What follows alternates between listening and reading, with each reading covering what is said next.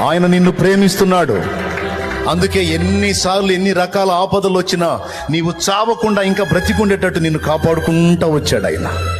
నీవు ఆయనను వెంబడించినా నిన్ను కాపాడాడు, వెంబడించకుండా విసర్జించి తిరిగినా నిన్ను పట్టుకునే ఉన్నాడు. పైకి కనబడుతున్న నీ కఠిన హృదయం లోపల దేవునికి కనెక్ట్ అయ్యి దేవుని కోసం బ్రతికే సున్నితమైన మనస్సుని దేవుడు చూస్తున్నాడు. దేవుడికి సమస్తము సేవ చేస్తాయి ప్రియులారా. ఆయన పిల్లలమైన మనకు కూడా సమస్తము సేవే చేస్తాయి.